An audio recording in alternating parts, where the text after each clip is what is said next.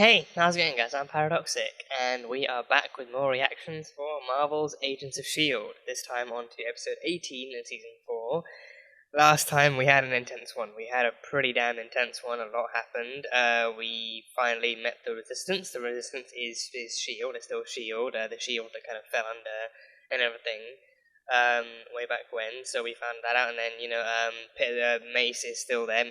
Mace is now, I think, more officially, like a lot more officially, and like a lot more actually kind of in actuality, he's an actual Inhuman, and he's the Inhuman leader of the Resistance, and still the director of S.H.I.E.L.D. and everything, so he's there, and he's cool, and he just, again, giving off some pretty major, like, Infinity War Cap vibes and everything, so that's super cool, but Mace is there, and he's leading them, and he's working with S.H.I.E.L.D. to find Inhumans and any kind of known kind of associates of potential Inhumans, and trying to shelter them until they can actually find a safe place to relocate them to prevent them from being captured in any way by Hydra. So that's him, and Ward, of course, being the source inside the mole inside Hydra this time. He is actually working with S.H.I.E.L.D. and he's with them and everything, so that's cool. It was confirmed before, but either way, it's cool nonetheless. So we had that. We had we met Mac. We met Mac in the framework, and Mac is a single. I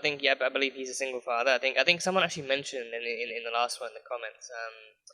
Something about Nicole that maybe I think maybe the deaths the deaths of Nicole and Hope could have been swapped, because in the real world Hope was the one who didn't really kind of like last for more than like a few days, and like she was born, but then soon after she died. So maybe with this one, Nicole actually died during childbirth, like in this version of reality. So in this one, Nicole is the one who died, but then Hope and Mac get to live on happily ever after. So yeah, but he got his hope back. Like, I mean, that was his one kind of regret / pain. So he got Hope back. So when we saw Hope, Hope is just like her daddy. She's just like her daddy, really kind of, like mechanically and kind of like really mechanically minded, and really kind of interested and talented when it comes to like engineering and stuff. Like, she messes around with the Hydra drones, and she can like identify any kind of vehicle like just from the sound of its engines kind of vrooming and everything. So he tests her knowledge on that on like a near daily basis. So then they mess around with that. They watch like old robot movies and shit, like Chopping Mall and everything. So definitely like I think pretty much like the same hope he would have had if she had actually managed to live like a full and happy life in the real world. But then in that case, he probably wouldn't have been with the Shield. I think losing Hope and like other stuff tied in could have actually led him to actually joining Shield in the end, as we knew it too. So yeah, we have Hope and Mac in this one, and they were captured by Hydra afterwards. They were captured by Hydra, and then May tricked Mac into coaxing Daisy into unveiling her secret that she was actually with Shield, and that her name was Daisy Johnson, and all that kind of stuff. So then they ended up capturing Daisy too, and then at the very end she was going to get tortured. But I think unarguably the most intense part of the episode fits Gemma, Coulson. Coulson was, on their side from the beginning. Coulson, like, he went along with the Hydra stuff just for the kind of sake of keeping up the act and everything, but then I think at some point he probably stopped using Hydra soap. He believed that Hydra soap was actually laced with chemicals that, coaxed people further and further into their kind of lies, and into like compliance and everything. So he stopped using Hydra soap, and then he started making his own soap, and then all of a sudden, stuff. I mean, well, I think no, someone actually pointed out that like the blue. I think because for him like the blue soap was actually like in connection to the blue blood from the Kree that actually kind of brought him back to life. I think people mentioning that like what he refers to as the blue soap could have been like the same thing that was given to him to try and revive him, but then also like his mind was fucked with after he was resurrected too. So then for him, the blue soap could just be like another Tahiti connection. So, but I think it's still cool to think. I mean, it's still cool to think that there's a Hydra soap, but then I think it also kind of makes sense too. It also makes sense because I think if like I think because for one thing, it also does add up that fear is also like a major aspect of Hydra society. Like they literally scare and punish people into following their rules and doing what they tell them to do, but at the same time, it's like if there is like a soap that, because I think Hydra created the Winter Soldier, they literally use brainwashing and mind control to create multiple kind of Winter Soldiers too. I mean, Yeah, because well, we know Bucky was mind controlled, but I think the other 4 or 5 that were in Civil War, I don't know if they were mind controlled, because I think Bucky mentioned that they were still the best killers even before, they were the best Hydra kind of assassins even before the serum. So I think like he never really mentioned that they were brainwashed or anything, but just that they were also Winter Soldiers. But with Bucky, he was the only one who was brainwashed. So I think I think again Hydra, it would it's you can't really put it above them to actually mind control or brainwash people into thinking stuff. So I think if they think that works, then it would work. And I think also they would probably only use it on the most necessary things. Like if it's people who they capture that just absolutely refuse, then they might torture them, or they might try and feed them some blue soap and stuff like that. But either way, I think blue soap is still a cool enough concept to think about. Still a cool concept to think about. So regardless, regardless, Coulson makes his own soap and he washes himself with that. So that's fun. But then he was on their side from the beginning too. So they got him over to the Shield side immediately. And then I think easily the biggest tie-in for him that I liked was actually the fact that even as a civilian, he still gets roped into. Not so much rope, but he still kind of volunteers himself, and he still kind of actively kind of drives himself towards kind of Shield. So Shield is the only good kind of side left. So I think he in his kind of natural kind of drive for justice and freedom and all that kind of stuff, he naturally just kind of gravitates towards Shield and fights for them and everything. And he fired off a few shots and took down some Hydra agents. So that was fun. But Ward, Coulson, and Gemma went to some island place off in the Bermuda where nothing was supposed to be, and then they found a fully self-aware Holden Radcliffe who was living out somewhere with like a golf cart field in Bermuda with Agnes. So they met him, and then he told them all that they need to know, and then Madame Hydra and and Dr. Fitz came along with their Hydra boys, and they did some shit, and then I think that scene was easily the most intense thing I've seen from Fitz, or at least definitely like throughout this entire show, definitely one of the most intense scenes I've seen from Ian DeCassica as he just. That man he knows how to play evil villains. He knows how to play evil villains, and it's not even it's not even like a hot evil villain because he's basically playing a Nazi, so there's nothing attractive about that. But it's like he legitimately just knows how to pull off the actual bad guy act, and he knows how to make it legitimately scary and creepy and intense and everything. So he's absolutely nailed that. And then he killed Agnes even after Radcliffe tried to convince him that he wasn't who Madame Hydra had programmed him to believe he was, and even after telling him about Gemma as well, because he was curious about Gemma, the subversive, the one woman that Ophelia had actually tried so hard to get rid of. He was curious about her, but then in the end, he still kind of sided with Madame Hydra, and he still killed Agnes and insisted that he is now the Doctor and everything. So he did that, and then just for a split second, Gemma and Fitz actually kind of made some eye contact, and they saw each other and everything. So that was emotional as all hell. And then the episode pretty much ended with Daisy being captured and tortured, and then Fitz going ahead with some more kind of, truth extracting kind of torture methods and everything. So things are not going well. Things are basically put long story short, nothing is going well. Things are not going well. But now Mac has joined S.H.I.E.L.D. Mac at the very end, he joined S.H.I.E.L.D. because he felt guilty about actually giving up Daisy and actually helping Hydra in front of his daughter. So he wanted to rectify that, actually be a hero in Hope's eyes again. So he has rejoined S.H.I.E.L.D. and now they are one more bulky man up. So hopefully Mac can get he's not going to get a shotgun axe in this. I think I'm hoping he either gets a shotgun or an axe, or maybe he actually does the whole thing. Maybe he does what he did in season 3 again. He just gets an axe, gets a shotgun, and just duct tapes it up, and then he just rebuilds that kind of ensemble of weaponry. So hopefully. But yeah, that is pretty much it. That is pretty much all I've got. There's also Project Looking Glass 2, which they mentioned, but didn't really kind of elaborate on what it was. So hopefully soon we can get some answers. But hopefully we can get some answers. Project Looking Glass. It's moving ahead of schedule, so that's all we know as of so far. So, yeah, Marvel's Agents of S.H.I.E.L.D. onto the reaction for episode 18, and yeah, as you guys always know, this one is just a fair use version, so this will just be like the highlights and the best bits of the episode, but if you guys want to watch the entire episode along with me, the full length, unedited reaction will be over on Patreon, so you can go catch that one over there. That'll be just as much fun. But yeah, on to episode 18 of season 4. Let's go. Well, she might be if she's been assigned to re-education at one of Hydra's prison camps, but rescuing Skye is not the mission. They have prison camps, concentration camps. Does Ward know that? Yeah. Good God. His head hasn't been in the game. Oh my God. All I want. Hydra murder bot who's got your brain up. Oh no. The carrot or the stick? When neither motivates the truth, we face unspeakable choices. You know, she's just wiping her blood off of his hands. Psychopath. What happened to you, Feds? The Patriot and all of his kind will pay for ever setting foot here.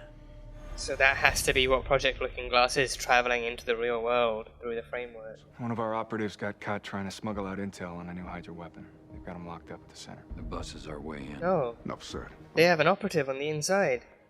Did you get anything more out of that one? Huh, who's the operative? Can't be Radcliffe. I was thinking Radcliffe. Can't be Radcliffe. Who's the operative? Especially not Ward. Okay, I gotta ask. What is it about that guy? Every time I see him, I get this weird itch. Like hives. Oh, like Did we get hives. along? Like hives that you didn't? No, not in the slightest. Well, you crushed his chest with your cybernetic arm and left him for dead on an alien planet, so no. He's behind me, isn't That's he? a hell of a description, yeah. Miss Simmons. Oh, no, it's not. Oh, that's the guy from exactly season the 2. weapon, but That guy was in season 2, I remember him. it Yeah, can he make worked you with into- Simmons in Hydra. In Whitehorse Hydra, yeah. Oh, no. This is made from various metabolic enhancers, a gorilla testosterone, even a dash of peppermint. They brought back Cal Johnson's serum. Well, am I married? Do I have kids? Any siblings? Hobbies? Do I cook? Where are you going with this? You don't know me. At all. That's actually a fair point. Besides from Vienna and his political history, we really don't know much about him. I'm from Brooklyn, son of a plumber. Played baseball in college and guitar, can't carry a tune. I say soda, not pop, and I like my barbecue sweet, not spicy. I buried 17 of my closest friends and family. Some of them died right in my arms, believing they were fighting for something real, stopping hate. And you're telling me it's Not real. meaningless? Beaten to within an inch of our life. Nevertheless, Stay strong, Daisy. Stay strong. Nevertheless, she persisted. That's what she does. Algorithms, running their natural course, as Dr. Radcliffe always intended. This isn't what I meant, you sadistic witch! You can hear Guard! her. Oh, no. Oh, he can hear her. Yeah, perfect timed. Perfectly timed. But I can give you something else. Lincoln. Something that will make all the pain go away. Painkillers? You have no idea what that is. Lincoln Campbell. Lincoln! Okay, then Lincoln. She can bring him back. And what do you get out of all of this? What everyone else has. A choice. A choice to be who she wants to be. And she pick Hydra of all things, really? Honestly, you really shouldn't pay much attention to what's in there. I taught it for years. It's Oh, no Daniel fiction, in Whitehall. fact. I'm sorry, have we met? She didn't meet Mac until now. Phil Yeah, Coulson. it's her first time meeting I Mac. was here when you first came in. This is Gemma Simmons. Lovely to meet you, Hope. Nice to meet you, British lady. British lady. And is Hope's mother here as well? No, it's just me and Sparkplug. Hey, you hungry? When's the last time you had something to eat? It's her and just him and Sparkplug. Ward just had to swap the photo, change the name. Jamie Flugelman. Jamie Flugelman? Well, it's the only one he could clear from my Jamie database. Flugelman. So, mount up, Flugelman. Flugelman. Flugelman. how did the security Flugelman. breach come to your attention? No phone. Hmm. It's an antique, actually. Still, we shipped him off to an I recognize that unlikely actor too. Yeah. Are you all right, son? You look troubled. Oh no! Oh, 'Cause I am. son, that's his father. That's Fitz's guess. father. A woman? Oh, this is the sadistic looking. Oh, he just looks like an It's a bit asshole. early He for a looks pint. like an asshole. How about a cup of tea? Should pour tea Come on. on your lap. Boiling 90 billion degree tea on your lap. Oh god, that's his father, the one that abused and in this universe stuck around. Flugelman? It's Canadian. I don't have you on Both women as Canadian. You coming from the Tri-State? I pretty much immediately pegged it for German. I pegged it immediately for German. How about that story on Bakshi News the other day? Bakshi News. Lion paws for hands? Oh, all So these weird. all these name Just the drops, all paws. these Easter eggs. Yeah. Bakshi News. Hail. Back at you. Back at you. Yeah. Everything here tastes like tofu! No, tofu. I've never tried tofu. Never tried it. You already taken my home! My dignity, my pride! My... Agnes.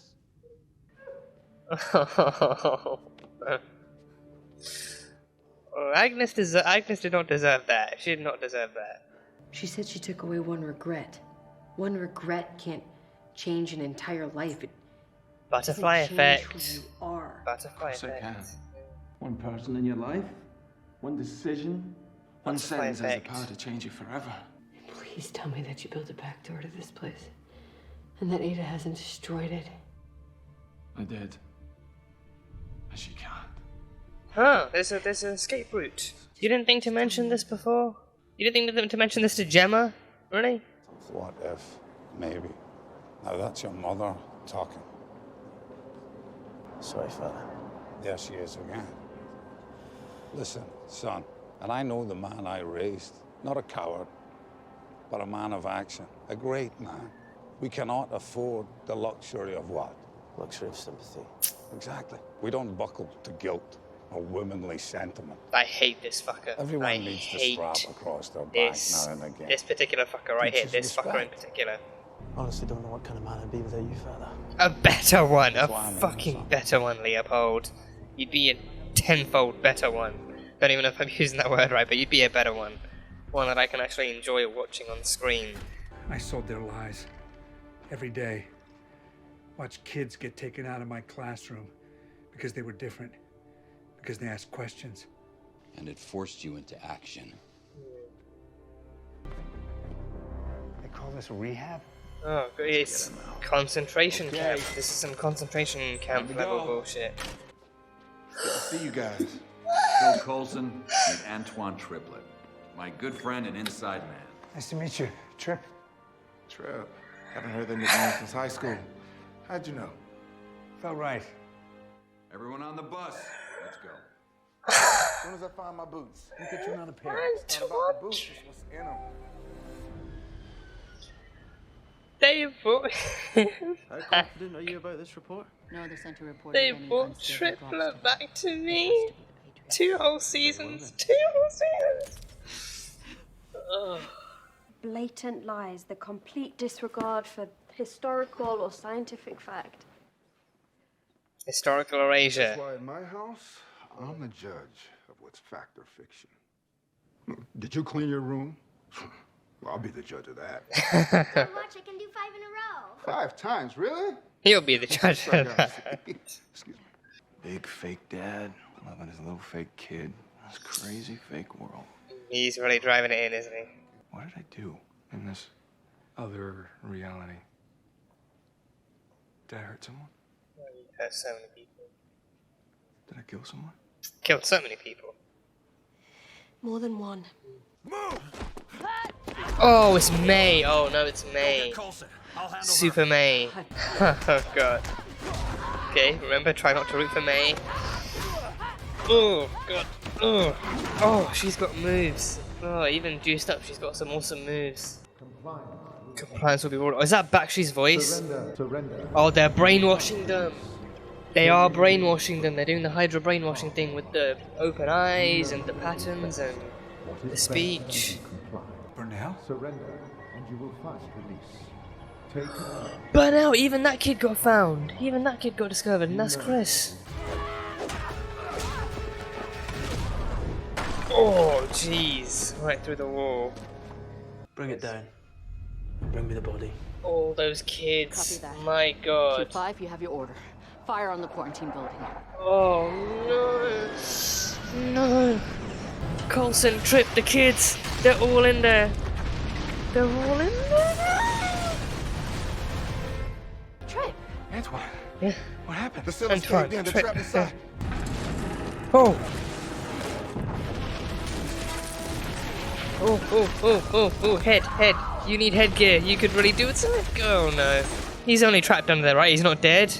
Tell me he's not dead. There are kids in here. Why the hell are there kids in here? Oh, she didn't know that there were kids in here. In the quarantine building. It's coming up. It's coming. He's lifting.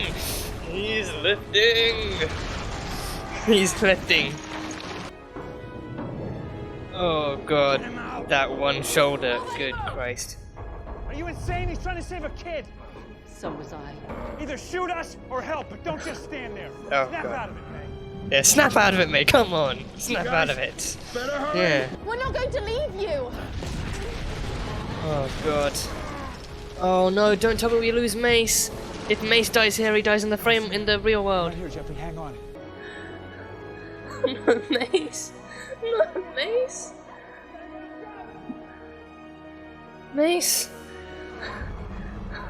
Mace.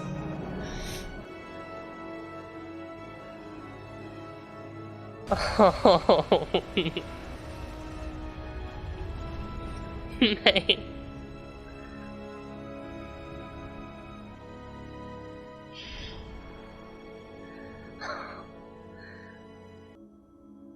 You have to snap the fuck out of it, Leopold. I will smack you if I have to. I will jump through the screen and physically smack you out of this trance if I have to.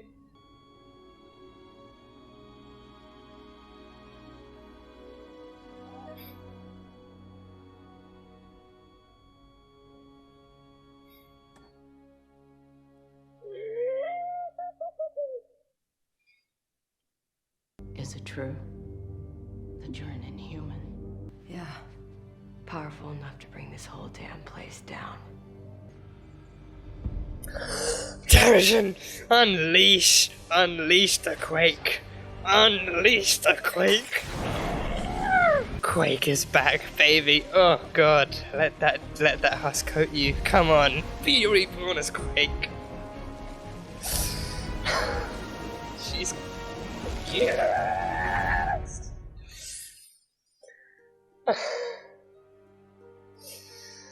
Okay, I need to calm down. I need to calm down. Okay, I need to calm down. Yeah, that.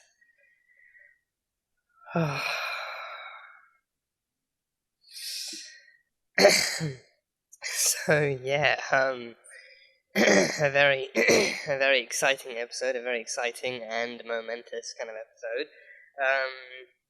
So yeah, I think still kind of continuing with the casual and classic kind of Nazi levels of darkness that Hydra has in this episode. I think some of the stuff really actually shocked me and took me back and stuff. Because I feel like a lot of this, like a lot of the stuff in this was not only in season 2, but also it was actually, well, at least like some of this was in season 2, but it was also like a lot more toned down then, and for obvious reasons too. But with this one, I think like there's again, it's a world where Nazis are in control and Hydra is in control, like one and the same pretty much. So because of that, there's no need for them to hold back, no need for subtlety, no need for because of that, like I think. It's easy to say it's like it feels on the nose because of real world references, but I think at the same time it's like you can call it on the nose too, but then at the same time it's also very very accurate too, because again like the whole context of this is meant to be Nazis are now in power, so they're predominantly anti-inhuman and anti kind of predominantly anti-inhuman, but I think it, again also applicable that they're also applicable that they are anti-enhanced as well, so that kind of stuff in place. But yeah, Hydra has prison camps. Hydra has prison camps for re-education, and I think as soon as I heard prison camps, I was like, wait, when you say prison camps, do you mean like actual like POW camps, or like? Cause I mean even back in World War II, I think like POW camps were still like a mix of POW camps, but also just like another word for concentration camps. Like concentration camps could have been for prisoners of war and also for captured civilians who would have been captured by the Nazis and had all sorts of horrible kind of shit done to them. So with this one, so hearing prison camps, I thought okay, they might mean concentration camps, and then hearing re-education, I thought could mean a number of things. But then after some further kind of contemplation, I figured it may as well be either some kind of special Hydra levels of brainwashing, or it could just be, trying to teach them what Coulson teaches them in the classroom, but then just kind of in like a much more abusive and much more kind of controlling way too, like actually like not even trying to teach it to them, but just telling them this is the truth and this is what you have to believe, and if you don't, then we have ways of making you believe it. So then maybe just actually torturing them and beating into them or something, and then until they comply. But no, but yeah, it's like the prison camps, just and it's just bodies being carted off back and forth between like routes on Hydra buses and everything. So people tortured, I think probably tortured at these camps and then carted back and forth. Just like it's hard to have to think about, but I think it's even harder knowing that this isn't some kind of. It's taking place within like a sci-fi show that does kind of take fantastical kind of things and stories and bring them to life. But then, in the real world, like World War II, which like 1930 to 40s, really not that long ago. It really was not like the largest amount of time ago. It was a while ago for sure, but. It's really like not that far. It's like a lot closer than some people like to pretend, and I think it's like it's just actually and also knowing this like I think to this day I still see like commercials and like different kind of like adverts and stuff for like documentaries based on people from those times who are still alive. I think there's documentaries on like Holocaust survivors telling their stories of what it was like being in those prison camps and their experiences, and what they went through, who they lost, and how harsh that was. And I think there's also, I think recently as well, I actually saw there was I think like a documentary was released about like one of the last few men who worked I think for the Gestapo, like one of the last few men who actually worked within like a camp, and he was basically like he was a Nazi. He was basically like an executioner. He actually kind of ordered the deaths of like hundreds of thousands of Jews and other prisoners, like just day after day. And I think it was actually like a while ago, like a few months ago. I think I actually saw it was like a short kind of like a clip / trailer for the documentary about how this year he was actually brought to trial to actually stand for those crimes. So I think to think that people from both ends of that spectrum too, like people who actually would have done the oppressing and the killing and the murdering, and then actual victims who just through like however they did through sheer luck or just some kind of miracle, like they actually managed to survive that through to the end of the war, and they still managed to live through today. Because I think it's just like it's an incredibly nightmarish kind of time period to think about, and to see it kind of to see it somewhat reenacted. Because I feel like even for this, there's only so far they can really go with the darkness, and even with this, it's like you're actually watching this, actually stomaching this and processing this. That this is what would happen in a world overrun and like actually taken over by Nazis. I'd like to think that like this is as far as they can go, but it's also like it's actually like for. At least for some part of it, it's as accurate as it can actually get. So just to see them actually reenacting this in like to this level too, it's actually and it's like fair to say, like I think I really didn't think we'd see anyone die until Fitz actually confirmed the hit on the building too, because then that was like, oh great, why he's just like actually having to watch all those kids die for the sake of confirming the death of one man. It's like exactly what Hydra would do. It's exactly what the Nazis would do. Is it like like collateral damage means nothing to them, and everything, and actually like the possibility that those kids could die. And it's like Coulson went in and he saw Chris. He saw I think Barnell, I think his name was. I think the actual friend of Chris who sprayed and painted Gemma's car in the first framework episode and everything. Like it's just thinking. About like just thinking about different things, like just seeing how well they actually brought this kind of story to life is just it's easily just wow. But yeah, they have that. They have prison camps. So I mean, I think the prison camps were where they were actually keeping the prisoners and everything. But then the quarantine camps were where they were. I mean, with quarantine, I think it felt more applicable to think that maybe that's where they were keeping potential Inhumans, and then once they found out that they were actual Inhumans, then they would actually quarantine them off in like a separate building and maybe do something to them there. but like maybe conducting the same experiments as Fitz was. Like maybe they actually have like a machine like the one Fitz has in his own laboratory. Maybe they actually have one or multiple of those in the quarantine, and then maybe I thought maybe they were actually conducting those same experiments on the actual confirmed in human people. And I think even then that's then even worse. Like they're experimenting on men, women, and then children. I mean, in that building, like I think they only actually found children, but it's I don't know. It's just I don't know. I mean, because then honestly, like the fact that they have it is bad enough, but then I don't want to really think about whether or not they would actually section it off into different kind of portions, like one for women, one for men, and one for children, or what would happen. But yeah, no, they have that, and they have and the kids are brainwashed. The kids are brainwashed by Bakshi. They brought back, or at least they actually brought Bakshi's voice back and actually had him, narrating his famous kind of compliance will be rewarded speech and everything over the intercom and the speakers and everything. And they had the eyes peeled open with, I don't know if it was tape or something. They did something over the eyes that was actually keeping them open, and they were actually projecting the same kind of image. I don't think that's white noise. I think white noise is more like TV static, like those little kind of flashy kind of white and grey kind of dots you see, like that's more white noise. And even white noise is like the noise that comes in, it's the actual kind of TV kind of static you hear. So I think with this one, I think this might just be maybe similar to something like hypnotism, maybe actual hypnosis, actually making them see random colors and patterns with no correlation, and just waves and all these kind of things, and then actually drawing them further into some kind of mental trance, and then actually repeating that phrase and ingraining that into the head and everything. So it does. I won't lie, right? That kind of brainwashing. I think Hydra's brainwashing overall, because they explored it pretty fluently throughout season 2. And then actually bringing it back into this in this way is actually just scary, but it's also kind of it also kind of makes you wonder exactly how Bucky's brainwashing would have gone down, in those years he was captured by Hydra and broken down by them. Because I read somewhere that it actually took them 20 years. It took them 2 whole decades to fully break him down, because the entire time he was too strong. He was fighting back. He was.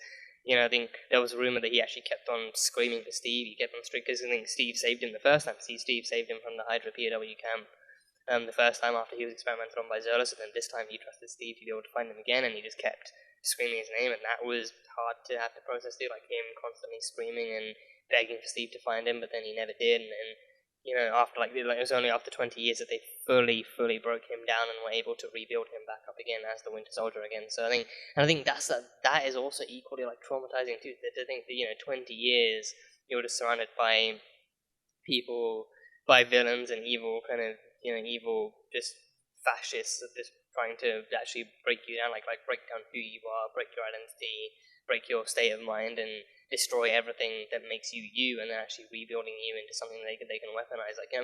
Bucky's whole kind of history as a Winter Soldier, as a whole, is a really dark and traumatizing kind of thing to look into. But then actually, I think when I found that out too, I think it hit me harder when I actually found that out. They actually took them 2 whole decades to actually fully break them down. Because then even in that time, I kept wondering, so did it work temporarily, and then all of a sudden he'd snap out of it and become Bucky again, or did it did they because I think they would avoid sending him out on any missions until he was fully the Winter Soldier without any fear of breaking free or breaking free of any kind of mind control. So I think in that time, two whole decades, 20 whole years, actually dedicated to actually being tortured by them, having your brain fried by them, and trying to turn you into something else. But then 20 whole years of that, and then afterwards you have no idea who you are. You've forgotten everything. You've been given this whole new identity, and then all of a sudden you're killing people and completing missions for them, that kind of thing. I think it just made me wonder a lot of how about how Bucky's brainwashing thing would have actually gone down, and if they would have used the same thing, compliance would be rewarded, or if they would have something else. I think with him, to erase his memory, they used that headset that would actually electrify his brain and actually fry his brain, and actually kind of, I think maybe fry the memory center or fry certain sections. I think it would probably fry the memory center. So to actually reset his mind, to erase his memories, they would actually do that for a while, and then Yeah, because then I think they had the same. I think they had the same-ish technique. Wherein I think he was in Civil War, and when we saw him, they took him out of cryo, then fried his brain again. But then as it was happening, that guy was actually reading out the Russian keywords. So similar-ish kind of technique. Where I think with that one, they actively kind of actually, stick some like electricity into his brain to reconfigure it, and then as it's happening, they reconfigure it with the code word. So then, I think that could have been like a method too, like over time. Because I think, and I think that could have been one of the methods too over time, where they actually fry his brain again and again and again. I feel like that would just kill him too. Well, unless they filled him with the super soldier serum and then did it, because then he'd have much higher endurance. And if they actually filled him with the super serum and then actually waited for that to take effect, then his brain would be stronger, and and then they'd actually be able to do it for longer without actually killing him. So yeah, that makes more sense. So then they actually fry his brain. Instead of actually making him see things, they actually fire some electricity into his brain and then actually kind of do their own compliance will be recorded speech. So yeah. And I think there is some kind of, I've read that there is actually some symbolism and some meaning behind each of the individual words that they say, but right now I can't remember what they are. I remember some of the words like freight train, benign, nine, homecoming, not in relation to Spider-Man Homecoming. They made that explicitly clear when the film came out, it's not in relation to Spider-Man Homecoming at all, it's just the word that we use and everything, so I think they mentioned that. I think freight train or freight car. I think it was. I think that was actually like a callback to him having fallen off. So that was when he was born as a Winter Soldier. Like him falling off. Like he fell off the identity of Bucky, and then they picked him up and going back to that. But then Homecoming, I don't know what that's meant to be. But yeah, each of the words has some actual symbolism to them. So yeah, Bucky's brainwashing has always kind of like terrified me. Like given how extensive it's been and how traumatic it's been for him, and like how it shaped him into something so deadly that that has haunted him for so long. But yeah, Hydra's brainwashing. I think they are willing to. I think what's clear is that they definitely rely on like actual keywords and key phrases and key stuff like the Winter Soldier stuff. But then also I think the actual simpler version is probably compliance will be rewarded. But then for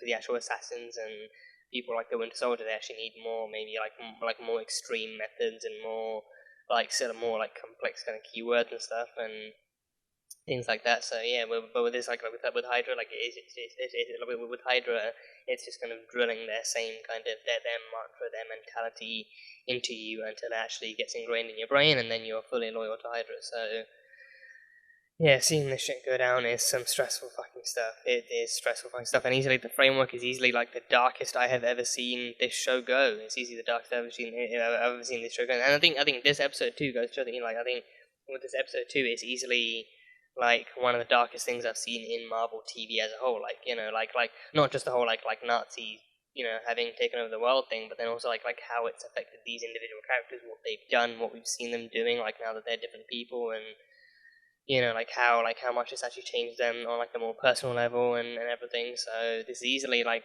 framework, easily the darkest arc seen from Agents of S.H.I.E.L.D., but then also makes it, and also easily making Agents of S.H.I.E.L.D. one of the darkest kind of TV shows I've seen from Marvel themselves. So yeah, and I think it's kind of like somewhat kind of saying something, given that Marvel Netflix is kind of known to be much darker, like especially stuff like Daredevil and Jessica Jones and stuff as well.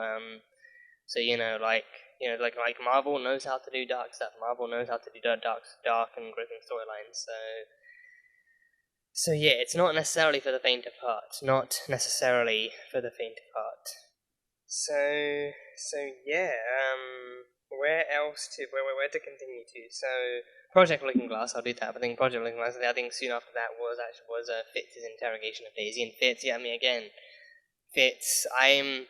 Honestly, at this point, it's like now it's a mixture of like fear and also anger towards him, and I think that is a sign. It's similar to Brett Dalton as Ward as the Hydra Ward.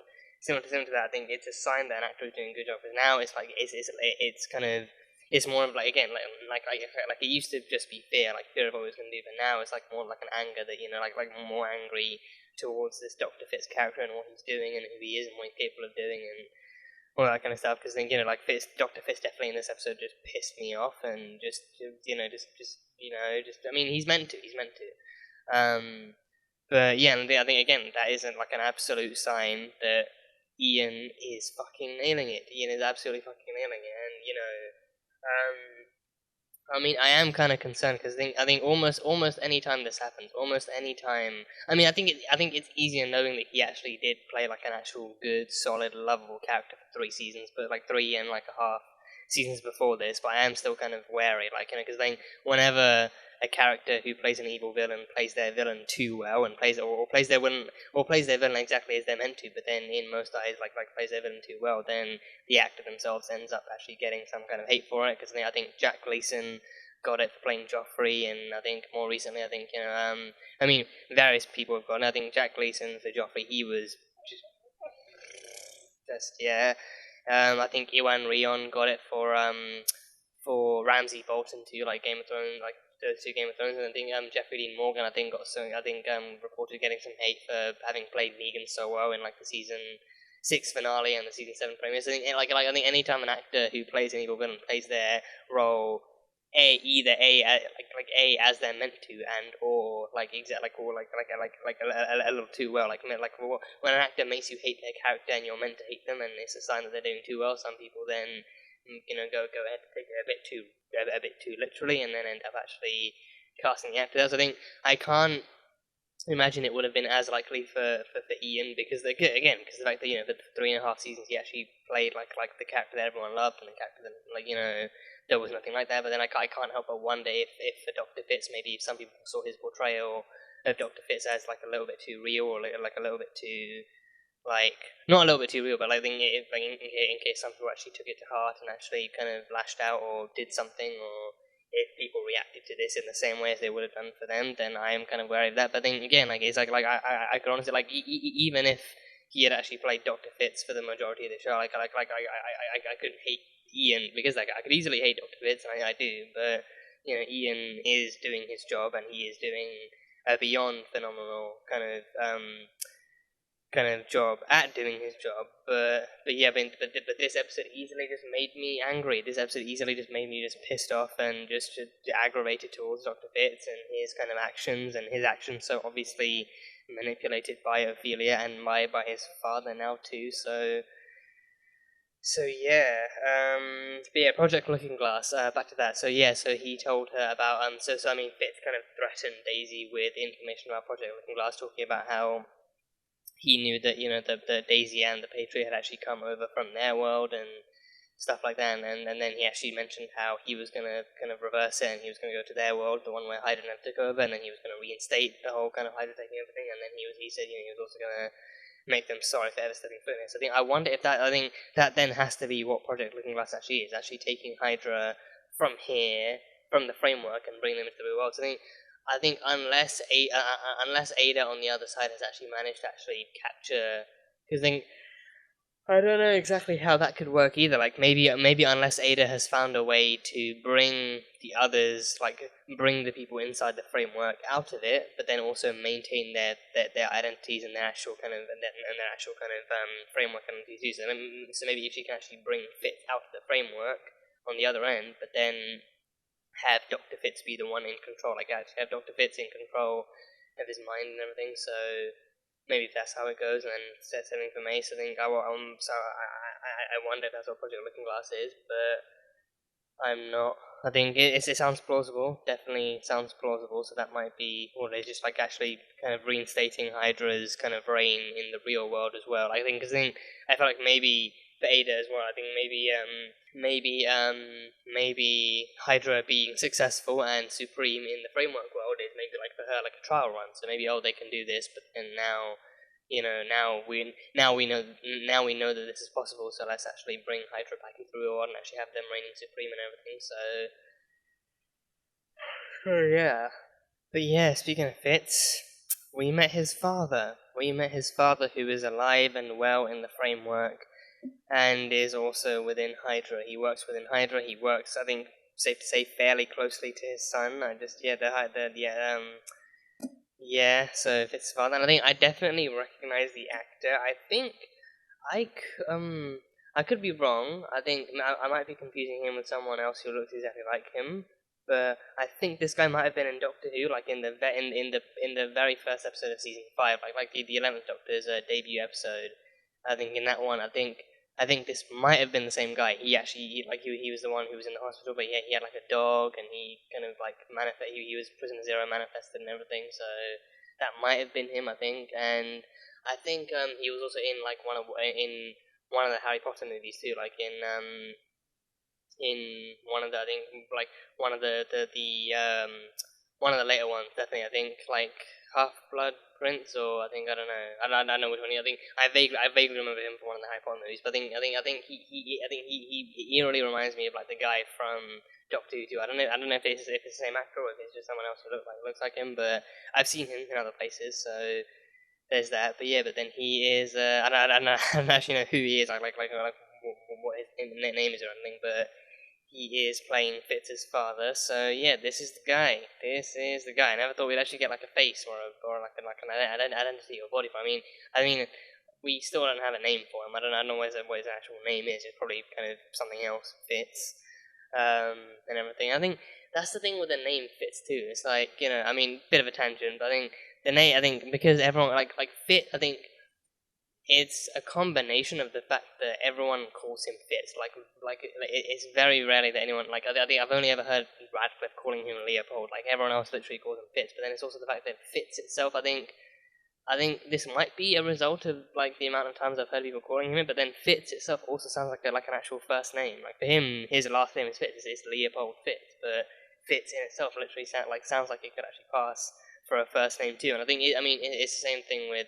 I think it works like that in reverse for other names too. Like some people have last names like James or Robert, or sometimes some people have like first names for last names instead, and stuff. So there's that. But then with Fitz, it actually passes. I think I've heard it so often now that it actually genuinely passes audibly for like a first name. But then also just like the fact that that's what they call him. So it's thinking of if I try and think of Mrs. Fitz, it's it feels like I'm just calling his mother him, instead of actually calling her Mrs. Fitz as she would be. But yeah, either way.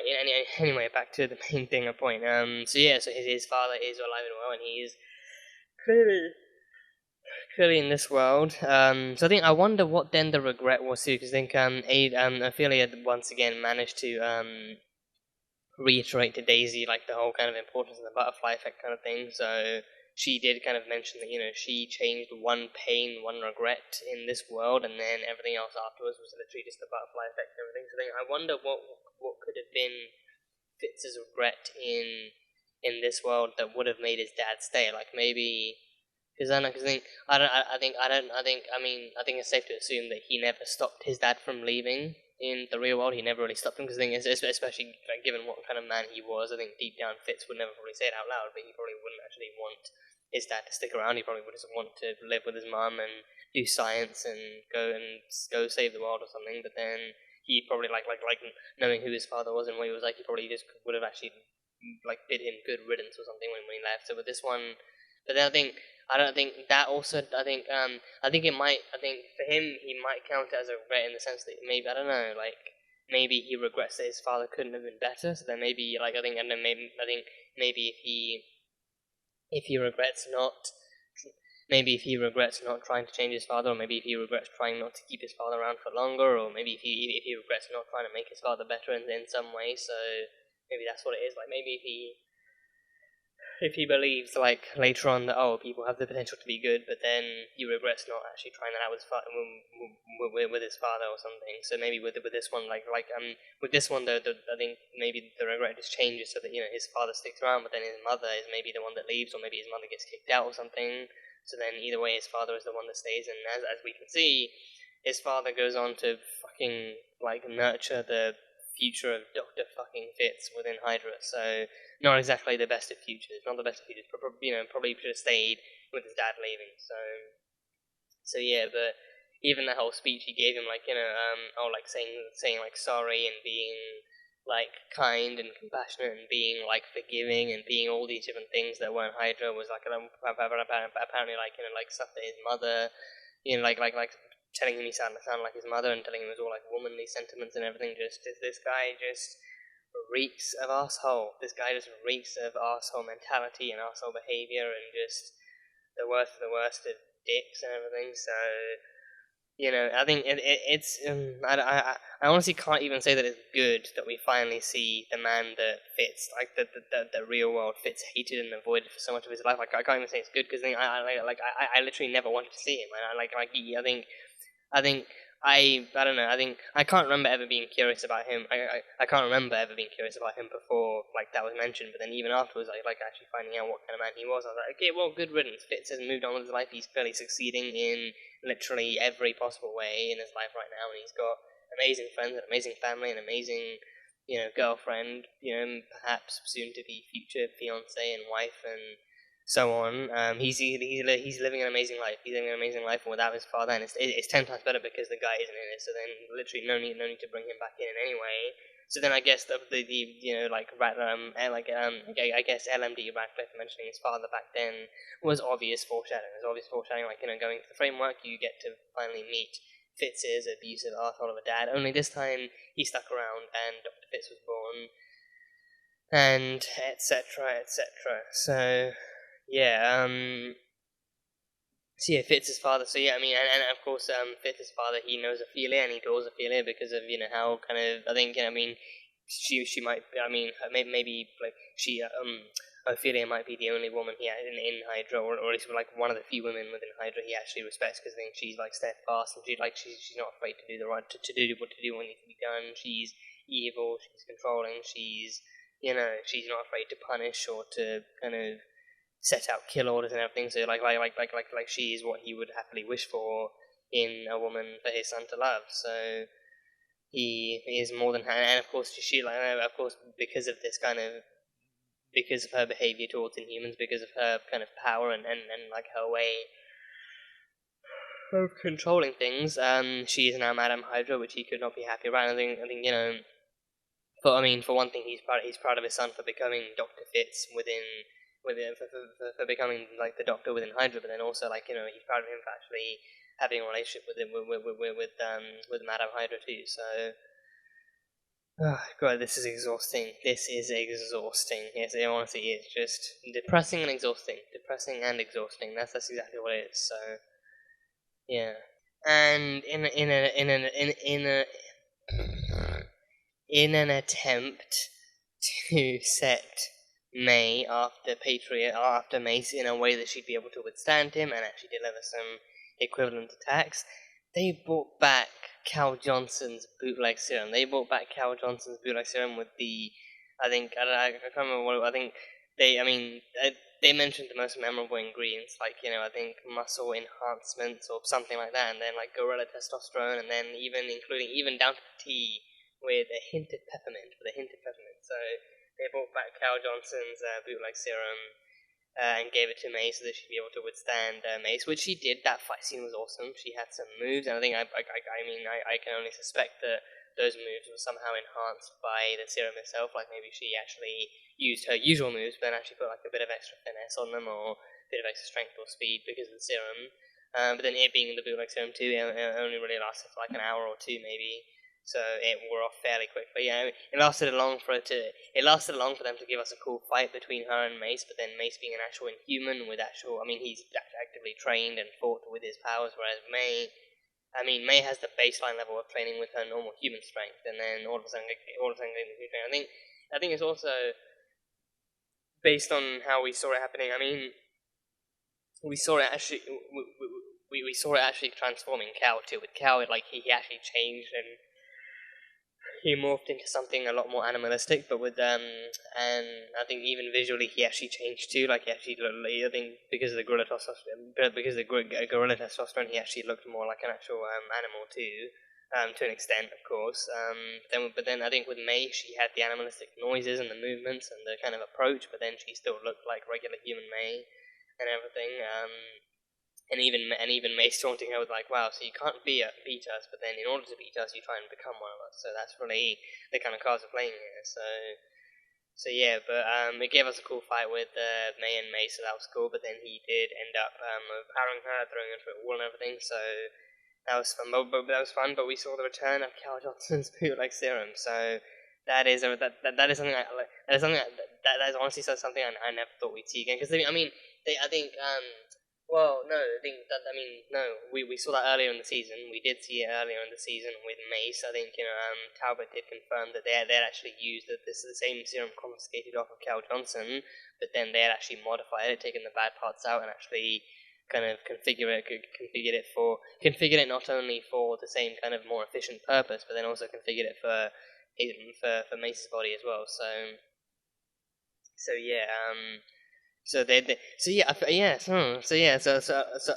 a lot of the stuff that I think maybe like quite a lot of the stuff that they're actually bringing back and kind of resurfacing in this was actually foreshadowed in like earlier on in this season. That is wow. So it's actually like almost like preparation. So bringing back the serum and actually mentioning Fitz's dad and everything. So it's actually stuff that we had to actually get ready to see unfolding and being brought back again in the framework. So I wonder what else they've mentioned that we might see in the coming episodes. So yeah. And I think in tandem with Project Looking Glass, I think Radcliffe did actually later confirm to Daisy that there is another backdoor through the framework through the framework to the real world again, that he kind of hoped, but he also suspected that Ada did already have that uncovered. And I think that one may as well be Project Looking Glass. I think if Ada did discover that there were multiple backdoors, then I feel like knowing her, she might have used that to advantage and actually closed all but one. I feel like she would have closed any original ones, and then closed Simmons' backup one too. But then I think she leaves one back door open just for her, and then she actually reignites and then she ignites Project Looking Glass and uses that as like an actual escape route. So I think that one. So I think in that case, Project Looking Glass, might have to commence, but then it might have to commence in a way that Daisy and Simmons and Coulson can all get back into the real world, but then shut the door behind them and make sure that everyone else is actually trapped in there, and then they can actually sort it out on the outside. So yeah, I think Project Looking Glass, as dangerous as it is and as deadly as it is, I feel like that also might be the key to escaping from here too. So yeah, Project Looking Glass might just be the way out.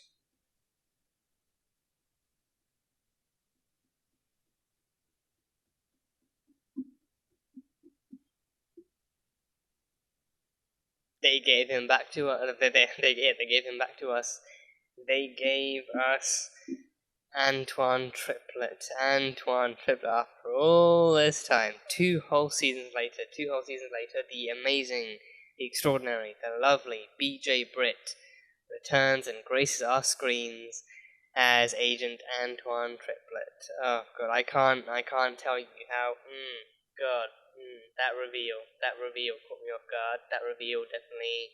Because I think as soon as they mentioned the operative, I think that's also the thing with this show too. Whenever they phrase something like that, like, oh, we have an operative or we have like a contact or something, I'm always then like instinctively kind of curious, like, oh, who's the contact? Who's the operative?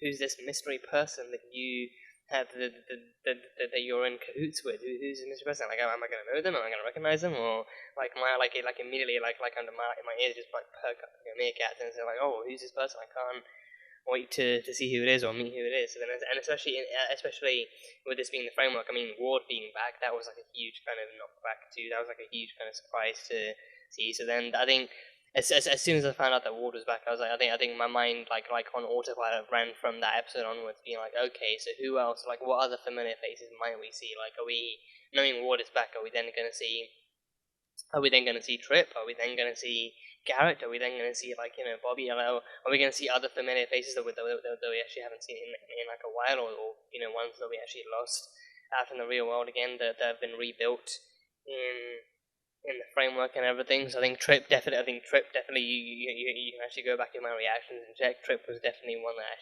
theorized and kind of suspected would and hoped would show up a lot. Hoped would actually show up a lot. So yeah, seeing Trip in this again was definitely still a surprise, but a more than welcome one, a more than welcome surprise. It is so good to see my boy Trip back in. We were robbed of his continued presence in season 2. We were robbed of him, and now come season 4, they have resurrected him in the deadliest world known to man. But it's good to see he survived. He survived and he lived this long, and they gave him that they maintained that classic kind of Boy Scout backstory of his. He's still a legacy SHIELD agent. His grandfather was still a Howling Commander, so his grandfather still kind of fought to defeat Hydra. So I wonder how different that story could be now, though, in the framework. Like if maybe.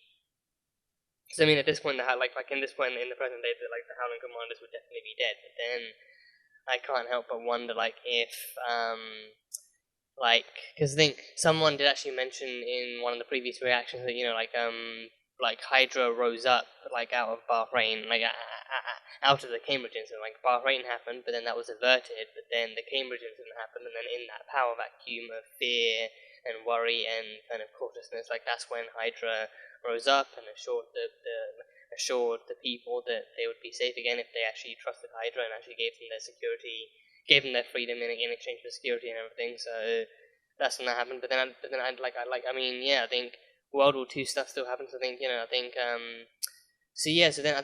I think that's what it could be. Oh, I just blew my face. I think that's what it could be then. So it's Shield lost trust. Shield lost the public's trust. Because I think even Coulson actually confirmed that Shield was the ones who brought her over. Because May didn't kill her. Because then I wonder then how that would work. So then May doesn't kill her, so she switches sides, really. Because then if May doesn't kill her, but then Shield confirmed that Coulson confirmed that Shield still evaluated the girl and brought her back and actually brought her in as a refugee and then placed her in a classroom in Cambridge, and then that's when her powers reactivated and then stuff still went down. So then, so then I think at that point then, I think story-wise, I think that that would be the case when because Shield also allowed that to happen. They brought the girl over, they put her into a public space, and they let that situation kind of spiral out of control. So now then I think it would be that then the public would lose the public would lose would majorly lose trust in Shield, and then Hydra would rise up out of that power vacuum too and actually defeat what's left of Shield. Because then the Shield Academy was burned down too, so the Shield Academy was actually very much newer than what you had in World War II. But then World War II had the SSR, but then Shield wasn't founded until much later. So then you still had the Shield Academy, but then because of what happened, then the public loses trust in Shield, and then Hydra rises out of those ashes and then promises them, we can help you, we can give you safety, but you need to give us your freedom and actually help us kind of denounce Shield. And then Hydra secretly takes them down and then actually rises up, and then they take up that power. So then it's actually the power vacuum the vacuum of power, fear, and control created by the Cambridge incident that gives Hydra the power to rise up. So yeah, so then up until then, I think it's safe-ish to say that they still might have been somewhat of a secret organization waiting to rise up and stuff. So then technically the World War II victory and the Winter Soldier victory could have still happened. They still could have managed to defeat Hydra somewhat in after the Winter Soldier events, but then the Cambridge incident happened whenever it happened. But I mean, well, no, actually no. No, it wouldn't have, because Bahrain happened before the Winter. Bahrain happened before, long before Agents of Shield even started. The story of Agents of Shield even started. So I don't know. So, but then I think, because after Bahrain, it wouldn't have been too long after Bahrain that the Cambridge thing happened, because then the girl would have been brought over. She would have been evaluated by Shield, and then they would have actually given her trust and actually kind of marked her as safe and trustworthy. And then afterwards, maybe presumably soon afterwards, she'd be put in a classroom, Cambridge and everything. So then that would have actually helped them. That would have actually led to the Cambridge disaster, and then that would have been when Hydra's thing. Yeah. So then soon after Bahrain, but pretty much long before Agents of Shield, long before that team became a thing. So yeah. So then I wonder then that then means that maybe Coulson. Yeah. So then Coulson. I think. So, but then I think Coulson doesn't have any Shield history in this world, does he? Because then if that was the case, I don't know. Because if that was the case, then I don't know. Because then because Coulson mentioned that he's only ever been a teacher. But Coulson actually mentioned he's only. I mean, granted, he was trying to maintain his cover. He thought it was a test, so he was trying to maintain his cover. So then, chances are, then he might have some secret Shield history in the framework that he managed to cover up really well. So maybe he actually could have been with Shield before, but then switched and stuff. So then maybe that. But then May, I feel like maybe, I mean, again, May, like even in this episode, May is still kind of holding that kind of grievance over her head. She's still burdening herself with the punishment for not having killed the little girl in Bahrain and actually prevented the Cambridge stuff from happening. So then, I think because of that, I think for her, she'd be so overcome with shame. And I think also, I think maybe as well, like maybe because I think VJ confirmed that all Inhumans know who Melinda May is. Like they all know that she's the one who They not only know that she's the one who prevented the Bahrain thing from happening, but then VJ himself actually kind of shared the sentiment, like, oh, if she'd actually killed the girl in Bahrain, then the Cambridge stuff would never have happened, and this wouldn't be happening. So I think that then makes me wonder, like, like how many Inhumans actually believe in, or maybe even prefer that the girl actually be put down in Cambridge in Bahrain before Cambridge.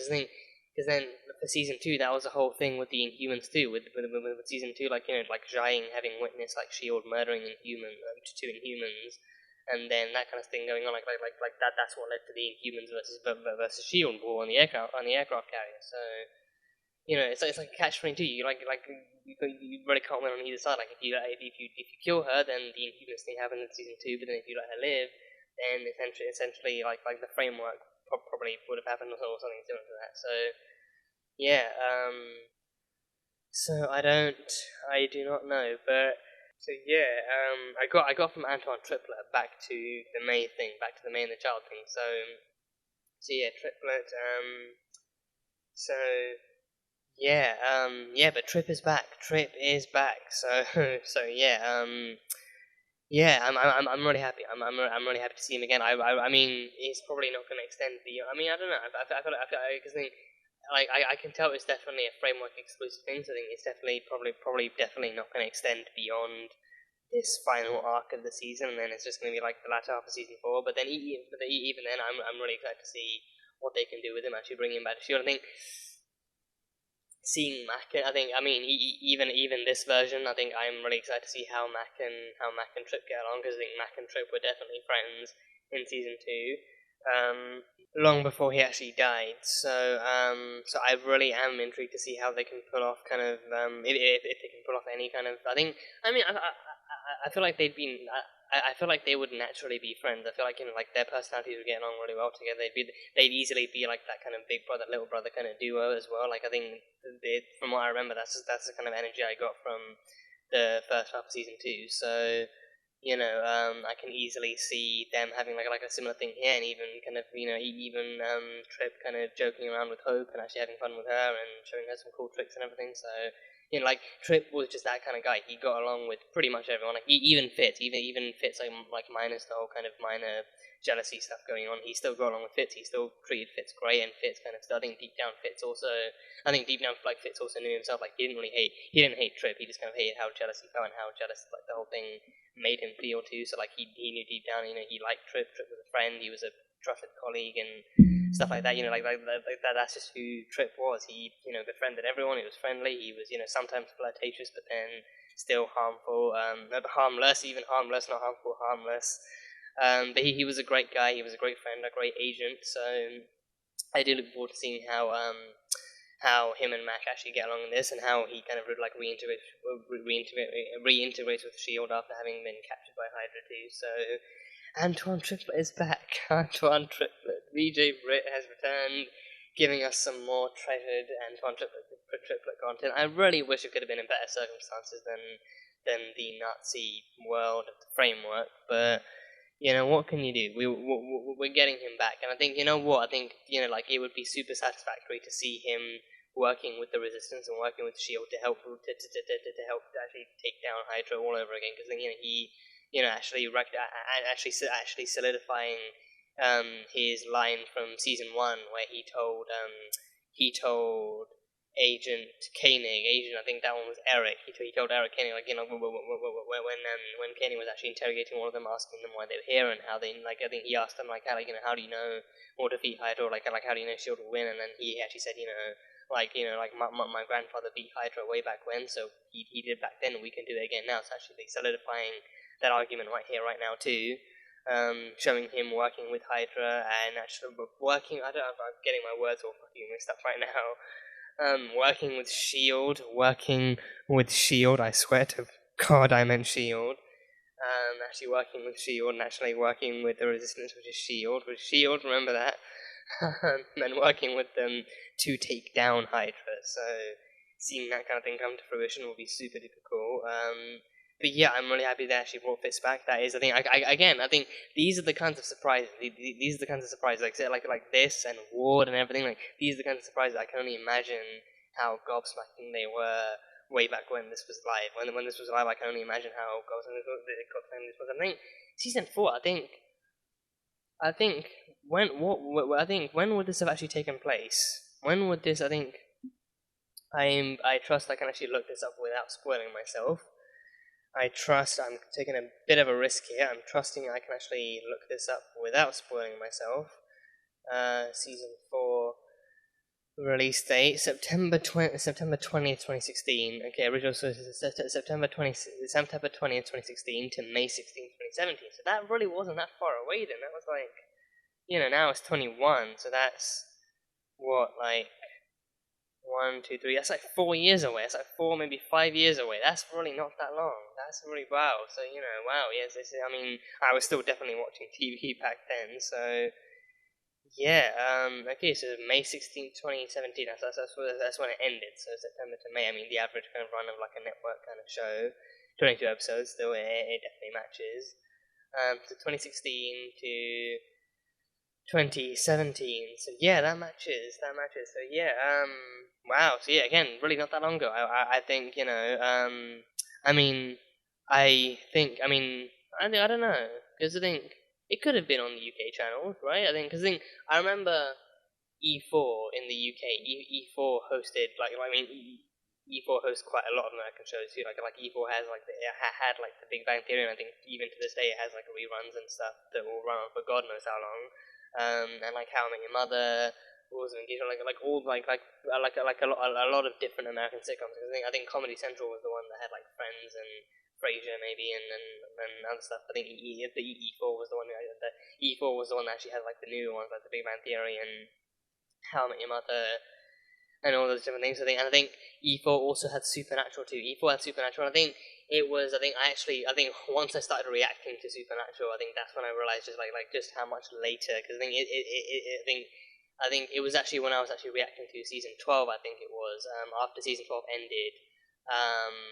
After season 12 ended, I think it was like a good few months, after season 12 officially ended. Then season 12 trailers and stuff, and then it was announced on E4 that, you know, season 12 of Supernatural coming soon. And I was like, oh wow, this already ended in the US, but now the UK is finally getting it. So like 1 whole year later, the US, after the season has ended, the actual UK is actually getting it. So then, I mean, I guess that makes it easier for them to actually have the episodes ready to go and start airing. So I think, Supernatural was on E4, so maybe Agents of S.H.I.E.L.D. could have been on E4. I never really caught it on anything. I never really knew if it was available on any UK channels. I think maybe if it was on like Sky or something, or like Virgin Media or something, maybe Virgin. I think I was with BT back then, so I don't think BT had any such channels. But yeah, I think I don't know.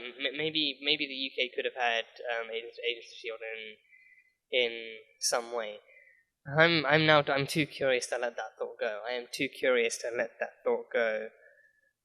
Did Agents of S.H.I.E.L.D. air in the UK? Did they air? Well, now it's on Disney Plus, sure. Yeah, well, now it's on Disney Plus now, is mainly showing that. An old tweet. A very old tweet. No. I don't know. Oh yeah, okay, it was on E4. Okay, the 6th season officially airing Sunday 26th of May, 9 PM on E4. Okay, Agents of S.H.I.E.L.D. was on E4. Okay, so I mean, yeah, any UK people watching this will know what E4 is and stuff. So Agents of S.H.I.E.L.D. was on E4. Okay, I literally never saw it. I watched like a couple of episodes of Supernatural. I mean, just for the thrill. I think it was episodes I'd definitely already seen before because I had actually reacted to it. So I think season 12 episodes. I think I watched like two, maybe three of them, just literally just for the thrill of watching it live. Because I think again, it's the difference of actually watching something live versus watching it on demand too. It's like the actual kind of excitement and stuff of actually watching something live. Even if you've already seen it before, it's a thrill of watching like something like that live. Compared to anything else, I think for that, simply for that sake, I think I actually rewatched like 3 separate kind of widespread episodes of season 12 of Supernatural on E4 when they actually aired late at night. So yeah, but I never, I don't remember ever seeing any promotion for Agents of S.H.I.E.L.D. on E4, like on the actual kind of commercial breaks, let alone actually airing any episodes. So I don't know. Maybe I just wasn't aware. I mean, it's highly likely. I wasn't aware of it airing in the UK at the time. So there's that whole thing. But yeah, either way. Again, where the fuck was I? I completely. I don't know. I just. Oh God. I talk about things, and then I ramble, and then I actually forget what my original point was. Now I forgot what I was talking about. I think probably Triplett. I think probably still talking about Triplett. So yeah, Triplett is cool. Triplett is super cool. I hope that's what I was talking about. Yeah, I think probably Triplett. So yeah, Triplett is back. Agent Triplett is back. Agent Triplett is back. So I really can't wait to see what more they do with him and how they show him dealing with the framework world and everything too. So it will be super duper fun.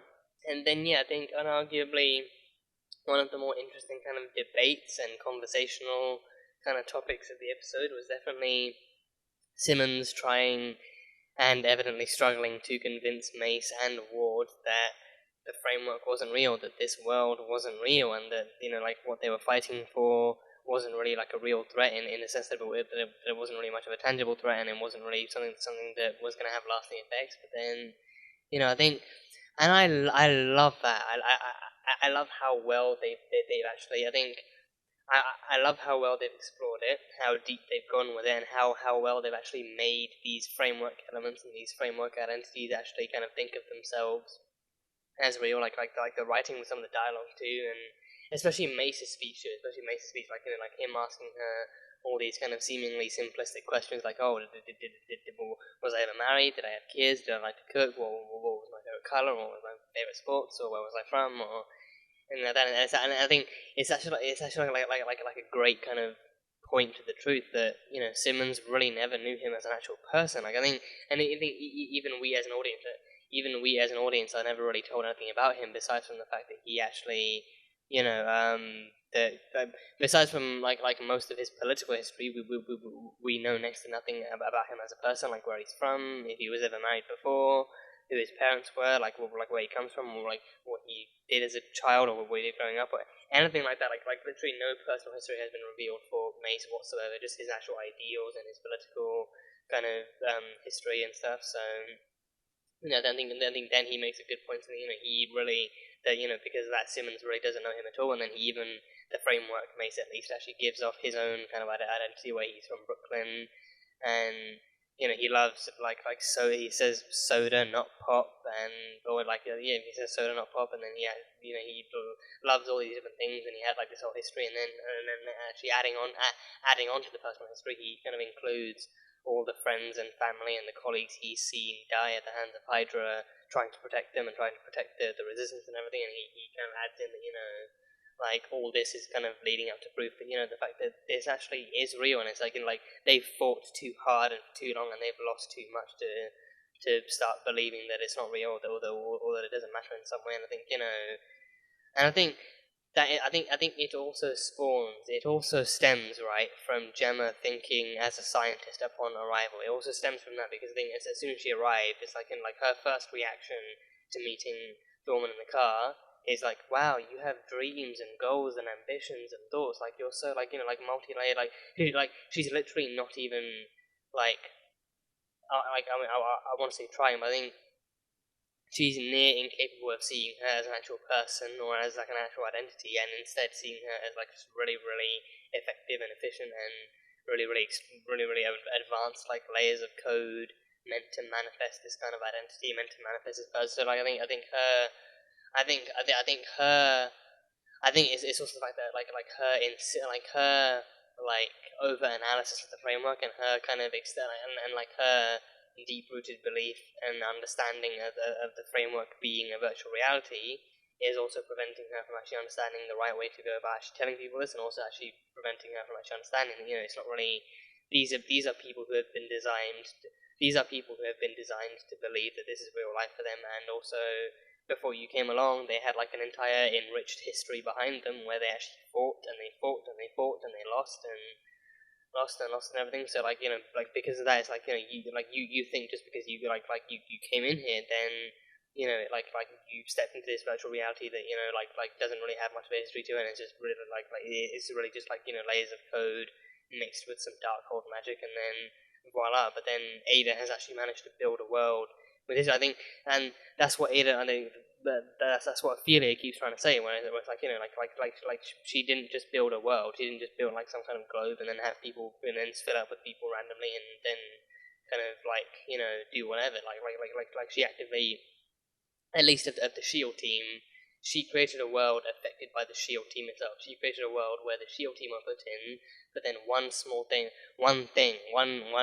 time, one decision, one kind of action in their lives was changed and tweaked just a little bit, but enough to actually to do some kind of ripple things. I think the framework is essentially, I think, DC's Flashpoint. The framework is essentially DC's version of the Flashpoint paradox, where, like, you know, but then instead of one person changing something and then everything changing, it's like, you know, like everything, one thing in every person's life one thing in every individual kind of SHIELD agent's lives is changed, and then that kind of spawns the framework. So the framework is essentially Marvel's version of DC's Flashpoint. So yeah, but then but with Simmons, I think, you know, like her failure to try and see the new world. I mean, you can't blame her for the Ward thing, because I think there is some pretty deep-rooted trauma and anger still sitting there from what Ward did to them. But then with Mace too, I think with Ward, it's just like, you know, like she still feels no reason to trust him after what the real world version did, and there's that whole thing. But then also with Mace, like, you know, with Mace, she knows the real Mace is on the other side. She knows he's still waiting to be rescued and captured and freed and everything, which now isn't going to happen. But then she also believes that the real Mace is still in there, and she can actually bring him out and wake him up. But then this Mace has been through too much to let go of any kind of fantasies. Now he's been through too much to actually kind of accept that there could be any other reality. So he is very, very skeptical. But yeah, like that whole kind of conversation, right? And I think, you know, like that kind of thing is that kind of conversation, that kind of debate is continued when we have Mac going in and meeting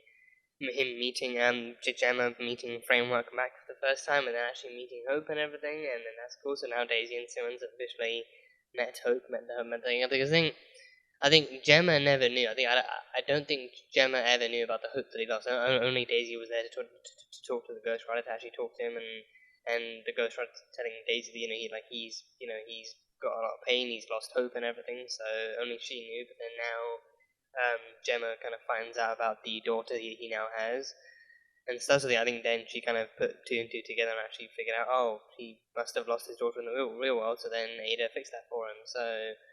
So yeah, but then seeing Mac playing with his daughter and being all laughing and cheering and being all happy for the first time in a long time probably, or at least like in a while since being captured by Hydra and then kind of escaping and everything. Seeing all that, and then even seeing Ward kind of celebrating that too, like Ward seeing that and actually like being kind of happy that they're safe and still managing to have a good time and having like sharing laughs and stuff, and even being like, you know, if that doesn't convince you that this is real, then I don't know what will. Like, I think it's like, you know, I think it kind of matches with the AI debate. I feel like I think this is a take.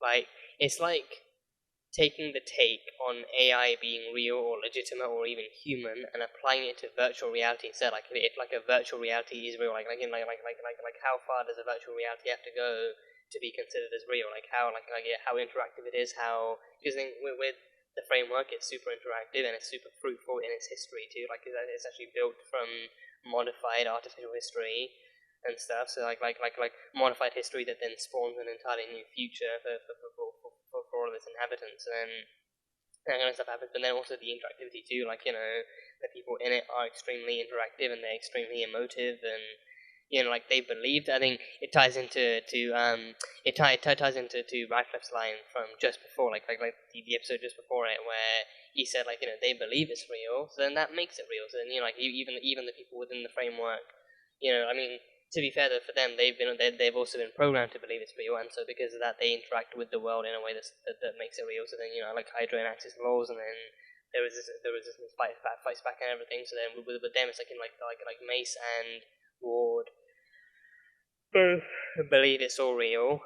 Coulson, literally Coulson with his fragments of memory being the one exception, the only one ready to hear the truth, and then, you know, because of that, Mason Ward being the ones who are really, really hesitant to believe in the truth and actually kind of contemplating and everything, and actually believing that because they've lived in this world for so long, and this world is all that these sides of them have known. I mean, again, Ward is a framework element. So then he kind of, I feel like Ward more naturally kind of rolls into it. Like Ward more naturally advocates for the framework and it being like a real thing, like a real world that needs fighting for. But then with Mace, it's like Mace is just literally, he's been programmed, but then he's also been given like an actual kind of fruitful kind of history to back it up too. So then he actually believes that the life he's lived could not possibly be anything else.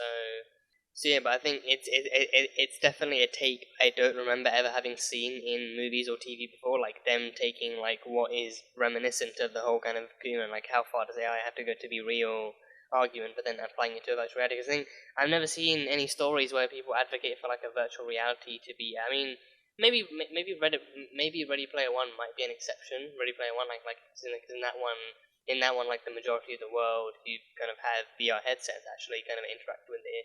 They interact into this more futuristic and more expansive and more interactive thing where like the majority of people have VR and like have the Oasis, and I think even that story, I think maybe like slightly more people interact with each other in the Oasis than they do in real life. But then stuff happens, and then that all changes and everything. So that might be the closest thing I've seen where it's like, you know, people. I think, but then even that one, people can still come out, and in that one they're not brainwashed or kind of trapped in the Oasis, and even if they die, they can respawn. So, I mean, that one is actually natively has more like a video game twist on it, and it's meant to be more fun and not dark. But with this one, you know, it's like it's definitely taking that kind of same kind of like human and like real like human authenticity and legitimacy and realism aspect, and actually just applying it to like a virtual reality, and then, you know, doing it to all the people in this. I think it's a really well crafted kind of argument and really well crafted dialogue to back up the kind of the way the characters feel. So it's really well done. And yeah, and I think that whole kind of authenticity thing is also backed up by Ophelia making Daisy the deal that if she actually tells her where her body, where hers and Simmons' body in the real world are, then Ophelia will bring Lincoln in. I think what she meant was also actually giving Daisy a different reality where she can actually like her own reality, like in another world perhaps, where her and Lincoln can live happily together after, start a family, get married, and, you know, not specifically in that order, but still like actually live out a happy, fruitful life with Lincoln, get Lincoln back and everything.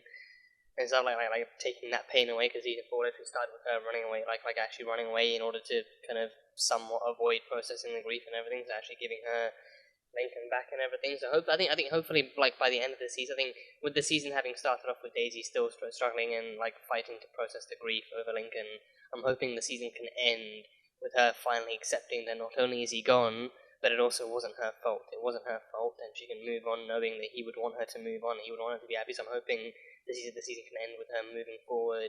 You know, still kind of still you know, like accepting that he's gone, and still grieving, still being sad that he's gone, but then actually moving on, knowing that, you know, he made his own choice. He made his own choice to actually sacrifice his life, and he did it to save her and Shield and the world and everything. So hopefully, she can actually move on knowing that, like, the world is better because of what he did, because he fought to protect it and he died to protect it, so now she has to respect that by moving on and actually accepting that he's gone and continue to fight her own fights and everything. So hopefully, but yeah, but I think Ophelia making her that offer actually does then kind of point even further. I mean, it kind of does, but it also kind of doesn't, because I think that just kind of goes to show like how much more Ada herself can actually manipulate the framework, where she can just create like a whole new kind of pocket dimension or pocket universe or whatever, and still manipulate it. And like she can literally manipulate it in whatever way she wants it, and she can manipulate it to the point where the people inside are all fighting for its legitimacy and fighting for its authenticity and actually fighting to make it real. But then it's also the fact that it's also the fact that they actually give such compelling arguments too that actually really makes it work. The fact that like they all kind of explain what they've been through, what they've experienced, what they've actually fought for, and the fact that and then all of a sudden some new kind of woman who like, albeit Gemma was still like an actual Shield Academy kind of scientist in the framework, in spite of that, all of a sudden this kind of previously dead woman actually comes back and tells them all like, oh, this world is fake, it's not real, the fight you're fighting isn't real, like, is this all been for nothing, it's all been pointless. But then like people have sacrificed themselves for this, and people have actually stuff has still happened even if it's not really real. So yeah, I mean, it's on some level it's kind of mind trippy, but on like another level it's still kind of like somewhat more emotionally enticing, and actually still makes you think. So it's really well done. It's as per usual. It's really well done writing by the writers of the show themselves. So yeah. And yeah, I think I really loved Daisy and Radcliffe. So I think there's been like a nice comedic and dramatic effect between Daisy being next door to Radcliffe, where when Ophelia is actually telling her like, oh, this is the world that Radcliffe designed, and then he's just like, not like this, you sadistic witch, and then she's like, God, and then just teasing him and stuff. So like perfect comedic timing from Radcliffe. But then later on, the conversation that Daisy and Radcliffe actually have, he actually kind of tells her about just how simplistic yet complex, how simplistic the origins of the framework are, but then how complex the actual aftereffects are. It's literally like Marvel's What If, like him actually telling her that like one word, one sentence, one action can change everything. Like, it's literally the butterfly effect. Like, you step on a butterfly flapping its wings tomorrow, or not flapping its wings. A butterfly flapping its wings or not flapping its wings today could easily cause like an earthquake or a hurricane 2-3 weeks from now. Like one action in the past, like changing one thing in the past or doing one thing now could like I think in this case, like changing one thing in the past could easily have catastrophic events in the future. I mean, usually catastrophic, but also just like natively, just like drastic changes, drastic changes could easily happen just from changing one thing. So that's the whole point of like Flashpoint, the butterfly effect. When it comes to time travel, especially when it comes to time travel, the butterfly effect is always something that people kind of take into consideration. Like, before you do anything, before you go anywhere, just remember, anyone you talk to, anything you do, anything you say, or any kind of literally anything you do, like any kind of interaction that you use your presence to inflict could easily have drastic changes in the future. So think of that before you go say hi to your parents in the past, or if you decide to invent something before someone else does, or whatever. Like, you inventing something in the past could mean that it ends up going like terribly in the future or something. So but with this one, I think even with I think with this one, that I think him actually like emphasizing that, emphasizing the kind of the concept of the butterfly effect, and then actually showing how deadly and how kind of drastic it was in the framework, is also just like that. Also just reminded me of Marvel's What Ifs, like actually going back in time, changing minor things, like with What If. Also feel free to go check out my reaction to episode 1 of What If. It was amazing. It was really, really fun. But in that one, Peggy literally decides to actually just not go back in the booth. Like, I think from that point on, even the Watcher himself actually narrating it said, and that was it. That was the moment that changed everything. So she decided not to go back in there, and to actually remain down on the floor where the kind of experiment was happening instead. And then also afterwards, her taking her own initiative and actually kind of jumping in of her own accord and volunteering to have the serum put in her too. So that kind of changed everything too. So then now going forward, it's like going to be like all the different kind of possibilities, or all the different things that could happen simply because of a person either going somewhere or not going somewhere, or saying something or not saying something. So I think it makes me curious, right? In terms of the actual MCU movies, I wonder how differently things could have rolled out if Tony never said "I am Iron Man." I'm really curious to see that. What if Tony never actually told the world he was Iron Man? Like, or at least what if he never told them then? What if he actually maybe waited until like a much later time? Like instead, what would have happened if he actually followed the cards? What would have happened if he actually said never? What would have actually happened if he never said "I am Iron Man"? Because I do wonder then maybe that would lead into us not getting the Avengers as soon. Because I think him saying "I am Iron Man" was actually what coaxed Nick Fury himself to come out from S.H.I.E.L.D. Because then before that he'd only ever met with Coulson. But then after that, like him announcing that he was Iron Man to the world and actually announcing himself as like a newfound superhero was what brought Nick Fury to his house in the dead of night and actually kind of asking him about the Avengers initiative. So I imagine the Avengers either wouldn't have happened as soon, or it actually might not, or maybe it might. I mean, or maybe I think.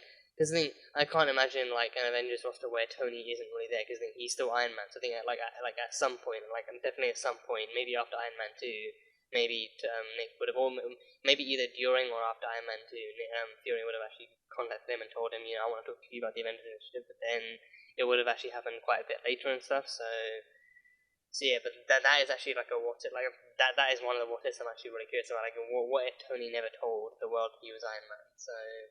So yeah, but we have plenty more what if episodes to come, and I'll be reacting to each and every one of them. So make sure you subscribe so that you know when those reactions actually drop and everything. But yeah, I mean I think the framework is just one big expansive. It's the framework. I think the framework is one what if event that's been kind of culminated by various different things, each kind of inner circle characters like actions being changed in the framework has then culminated into one big what if. That's what if Hydra took over the world? But then what if Hydra took over the world because May never killed the girl in Bahrain? What if Hydra took over the world because the others did this, that, and the other, and then all this kind of culminated into this. So I think this is easily like the biggest, most influential what if thing that has happened for them in recent times, but then it's also like the same story fleshed out over over 5, 6, 7 different episodes. So yeah, it's insane. It's honestly insane. Them actually taking the time to explore all the different kind of possibilities is still really cool. So yeah. And then just as soon as we get one prized S.H.I.E.L.D. agent back, we lose another one. God damn. So we had to say goodbye to the one and only Jeffrey Mace. I think what hits even harder is knowing again he's also dead in the real world. I think that cut back to the real world got me too. That cut back to the real world really got me. But yeah, damn, Mace, God. A hero in the real world, and even like an even bigger and influential hero in the framework too. He really gave his life to save kids. He really gave his life to save those kids, and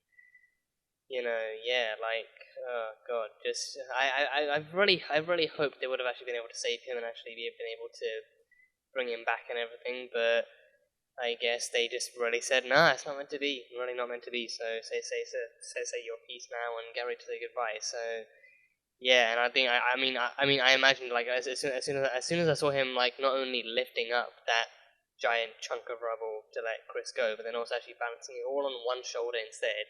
I figured, okay, that's like a lot. Like even for him, that's probably going to be a lot of pressure for him to actually handle all on one shoulder.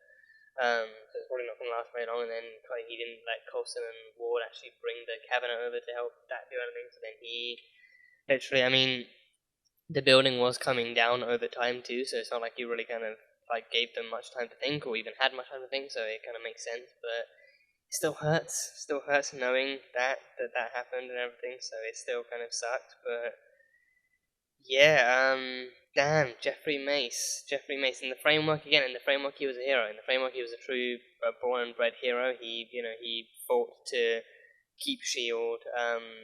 Kind of running, and he fought to keep S.H.I.E.L.D. running with as many people as he had left, and he still fought to maintain inhuman existence and inhuman kind of like rights and inhuman like presence in the world, and actually in inhuman safety and everything. So he still fought to keep his people safe and the people who supported him safe and everything. So he still fought to do the right thing. And you know what? I think it's really telling, right? Because I mean, there is that saying that if there is that saying that if a character gets like an unusual like an unusually large amount of screen time, if any character gets like an unusually large or more significant portion of screen time in an episode, that's usually a sign they're gonna die by the end of it. So with this one, I think looking back now, like them giving him the opportunity to actually tell us his backstory should have been more foreshadowing. Like, oh, finally we actually get some backstory and some history for Mace as an actual person, and not as Jeffrey Mace the Patriot. So now we actually get to know Jeffrey Mace as a person, what he's into, what he likes, and who he is. And now it's like, oh great, he's gonna die, isn't he? So that is easily them pulling the oldest trick in the actual kind of character writing book and being like, yeah, you got it. Like, you literally got to know Mace for about 5 or 10 minutes in 10-15 minutes in this episode, and now 10-15 minutes extra in this episode to be like beyond him being the Patriot. And now you can see him kind of sacrificing his life to save innocent children. So yeah, they really pulled that trick. They really pulled that card. So yeah, Jeffrey Mace died saving kids from the collapsing building and everything. So yeah, R.I.P. And I think and again I think that's also the first time we've cut back. That is also literally the first time we've cut back to the real world. Like we see Ada walking back into the room to check on all the inhabitants of the framework and see how they're doing, and then she goes over to Mace's one, and then his one is flatlined. You can hear the flatlining in the background ever so faintly, and then you look at the screen and there's just nothing but like 3 red lines and then a disengaged thing. So that's then official confirmation that Mace is dead, even in the real, like he died in the framework, but then that caused him to die in the real world too. So and I think now I think that's also what made it hit even harder for Gemma too. Like Gemma knowing the truth, and Gemma knowing if he dies here and now, then he also dies in the framework. So then by the time they go back, there's going to be no Mace for them to actually say hi to or to actually celebrate their freedom with. Like Mace would be the only one not waking up because he's gone. So I loved him. I really loved Mace this season. I I think he never actually did any wrong. I think he kept secrets, but then those secrets were under orders from Talbot and the U.S. government. I think Mace as a person, he never intentionally and never willfully did anything wrong. He always tried to protect the team. He always tried to protect S.H.I.E.L.D. and to protect the world. And he still stuck by his ideals, and he even swore that he believed in human kind of existence and in human safety, and he believed that humans actually deserved the right to live just as any other person would. And everything, so he literally fought to do the right thing, even in the real world, and he still kind of fought to do what he could do, and he still fought to kind of help bring S.H.I.E.L.D. back into the light again. So I loved him. I absolutely loved Mace as a character. He did great. Jason O'Mara as well. He just flawlessly played him, flawlessly. And actually, recently I saw. This didn't really surprise me, but I actually saw I actually kind of looked up an interview with him recently, like him talking about the beginning of Agents of S.H.I.E.L.D. season 4, and him talking a bit about his character and who he was and what he was going to be and stuff. So completely spoiler free. But then he is Irish, and I think I kind of saw that coming too. I think for one thing, the name O'Mara sounds like Irish to me, so similar to O'Shea or something, like O'Shea or O'Brien, it sounds like somewhat Irish, but then also just looking at him and saying his name like Jason O'Mara, I don't know, it's like I get Irish vibes from this guy. I literally get Irish vibes from this guy. I would not be I'm not expecting him to be Irish, but I would really not be surprised if he was Irish. And then actually watching an interview and hearing him talk, hearing him talk, I think because he's also been really practicing and really fluently doing the American accent for Mace. I think Irish and Irish and American accents can kind of blend in together too. Like if you're from Ireland, but then you grow up in America, or you actually learn to speak in an American accent, then it can be kind of somewhat fairly easy too. Both kind of countries have their varying levels of diversity and thickness with the accents, but then still I think a baseline Like, you know, like, at the baseline, Irish and like American are similar enough accents that you can still kind of, you know, fluctuate from one to the other. So yeah, I really wasn't surprised to actually find out that he actually was Irish, and he played the American voice flawlessly, and he played Jeffrey Mace flawlessly. So hats off to him. So thank you to him for actually bringing Jeffrey Mace, aka the Patriot, to the screen, and actually, you know, like, hats off to him for actually making him such a likable character in such tense and kind of deceitful situations and everything. So yeah, Jeffrey Mace will be missed. The Patriot will be missed. Jeffrey Mace will be missed. So, you know, he fought valiantly. I think, you know, I think it's important for Gemma to actually kind of tell the team once they get on the outside that, you know, like, on the inside that, you know, Mace fought for the exact same things, but then he also kind of died as a hero. He died kind of giving his life to save people. So it's exactly what we would have done in the real world too. So yeah. But Mace is gone. Mace is gone. So now Shield has actually lost its Inhuman leader too. In the framework, Shield has lost its Inhuman director. So now someone else. I think because Coulson doesn't really have the same history with Shield in this that he does in the real world. I can't really see Coulson being the one to take up the reins. But then maybe Ward. I think Ward is the only other person there who has the kind of connection and the kind of past with him as a Shield agent. It's like I can only properly see Ward being it. But then maybe if someone else volunteers, maybe it's like maybe they don't have a director per se, but like everyone who's left. So, like, you know, like Coulson, Mac, Mace,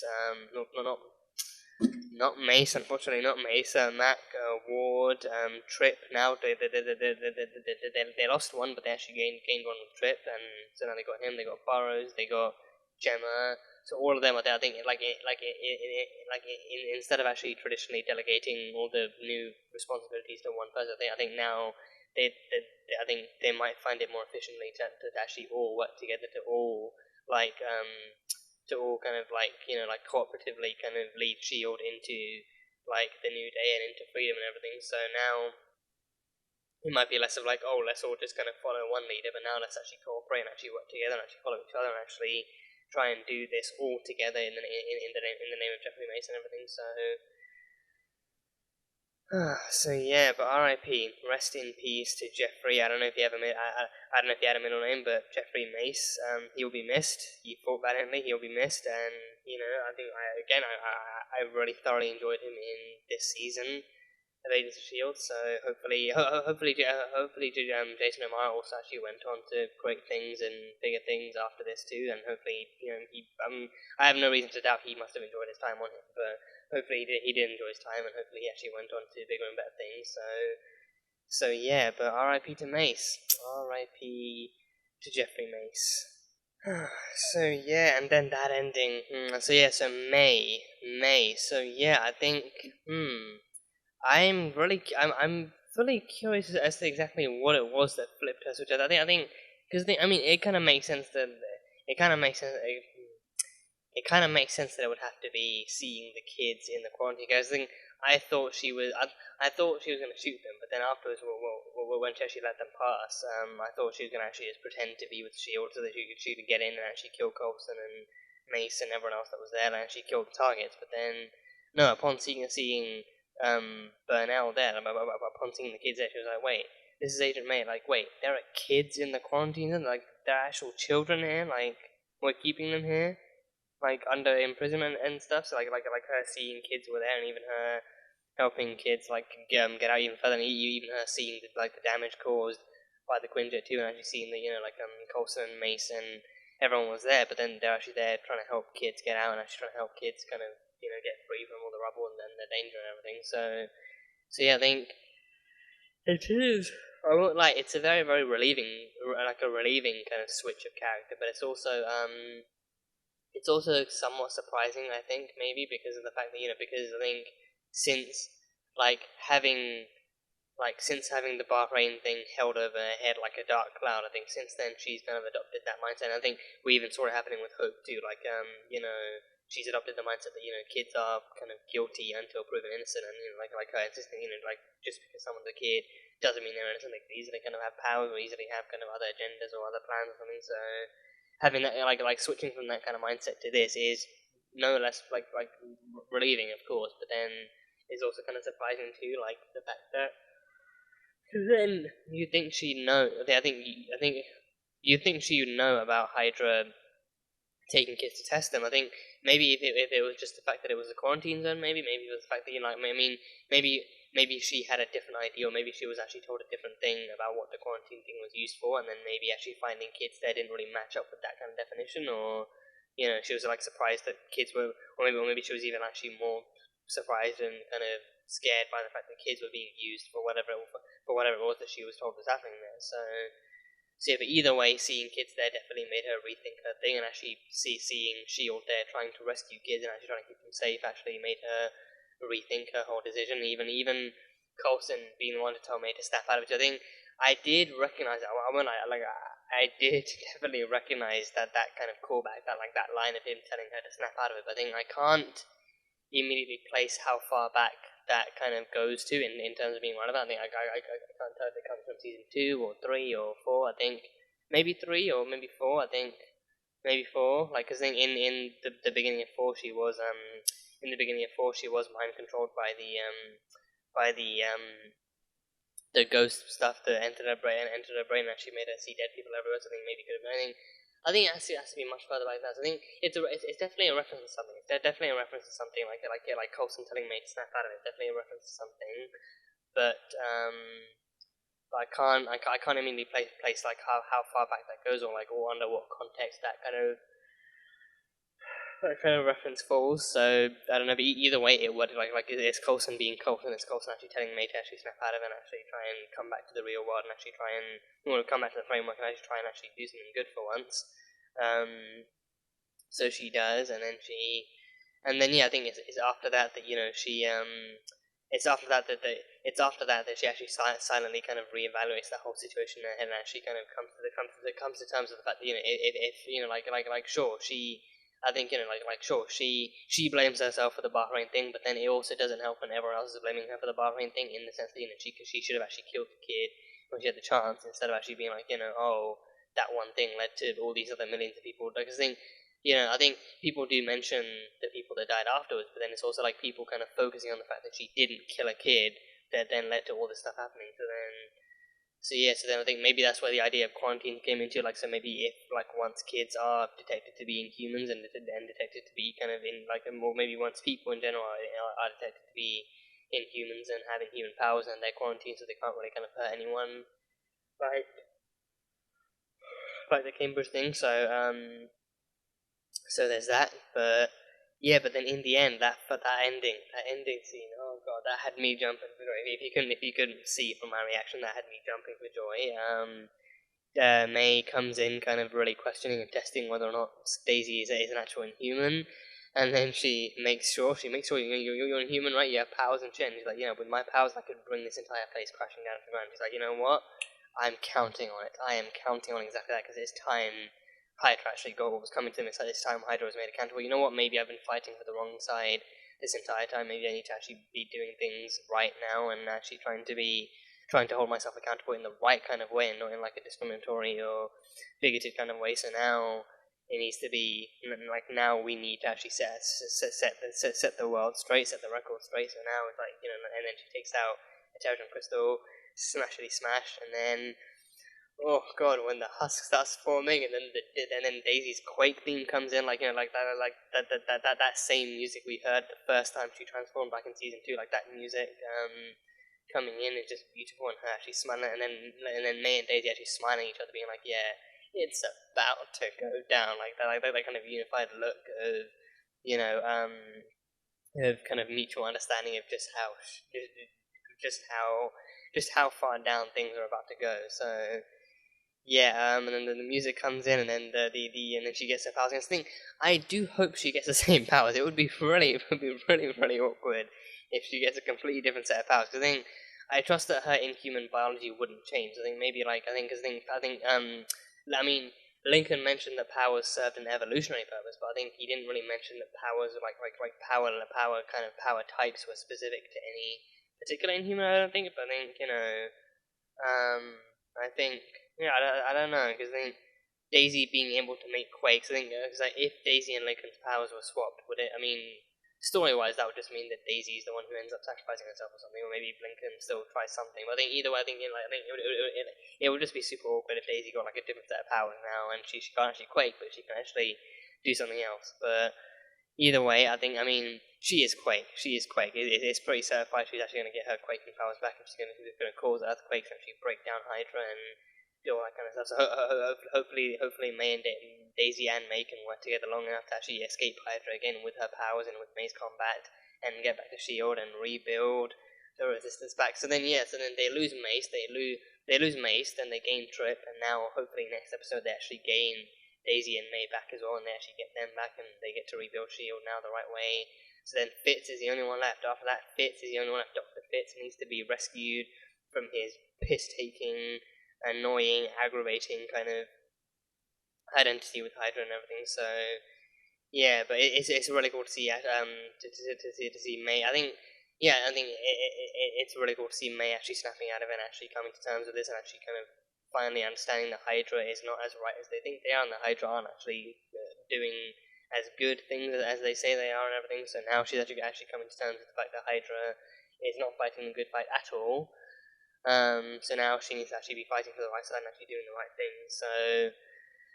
So yeah, I can't wait to see how the story unfolds in the future. I really can't wait to see how the story kind of continues in the next few episodes. So yeah. But yeah, that is pretty much all I have. That is pretty much all I've got. I'm trusting I didn't really miss much out. I think there was the other stuff. I think the other stuff I just remembered to mention. I think the stuff about historical. I think I need to go back and watch the scene. But I think they mentioned stuff like stuff about his historical kind of erasure and stuff, or his historical kind of modification. Like in the textbooks they actually give to kids to read. I think there's a section on Daniel Whitehall that is unlikely, that is highly likely filled with all sorts of great stuff and celebrating his accomplishments and everything. But then I think Mac mentioned one thing I wasn't too familiar with, but then he also mentioned the Holocaust. I think I'm wondering if maybe Hydra have actually modified those events to sound either not as bad as they were, or maybe sounding turning those events into something like a necessary sacrifice or whatever. Actually in trying to convince society that what they do is necessary, maybe they actually turn past kind of historical tragedies into necessary sacrifices or necessary events or something. So I mean that kind of element of historical erasure is all the more prevalent today too. So it's crazy how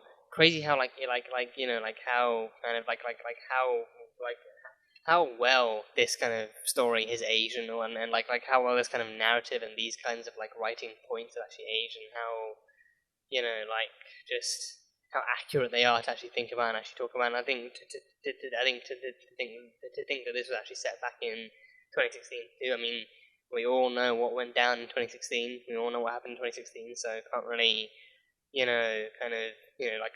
can't really be too surprised at that. But then to think that back then, this stuff would have all been really present too, and actually really all the more kind of present, all the more prevalent. But then even now down the years, it's only kind of grown, kind of maybe stronger, but also it's been an ongoing kind of issue too. So that kind of stuff is really crazy and really well done. But yeah, that is definitely all I have from this one. So yeah, looking forward to the next few episodes, and hopefully coming to a nice kind of dramatic yet peaceful kind of conclusion for this season. So look forward to seeing how it will end.